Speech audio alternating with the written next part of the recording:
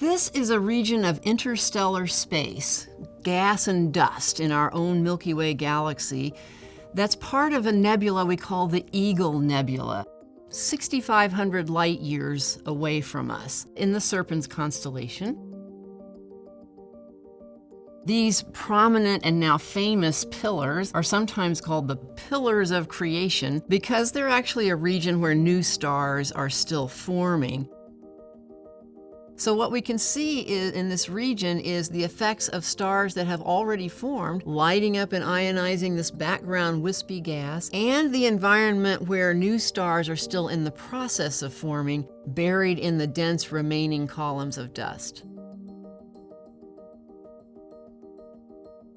We see some of these hot spots that are right in the region of a protostar that's forming at the tips of these columns and then down through the columns. There's one there and another one down here. As you look carefully, you can see these regions where the protostars, as they coalesce, are heating the surrounding dust cocoon right around them.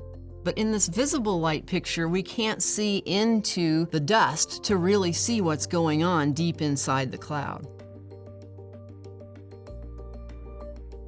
This is also an image of the Eagle Nebula taken with the Hubble Space Telescope. However, this image is dramatically different from what we see in visible light because the infrared channel on the Wide Field Camera 3 allows us to peer through a lot of that dust that blocks the visible light. And so instead of seeing all the structure of the pillars that the visible light image allows us to see, this infrared view allows us to see through some of that dust, and we can actually see into those pillars. And then you'll also notice we see a lot more stars over the whole field because the whole field has a lot of dust, but we can see through it with this infrared view. And so we see many stars in the field that are already formed. We see regions where new stars are coalescing and heating up within these dense pillars, and it gives us information that complements what we can see in the visible light image.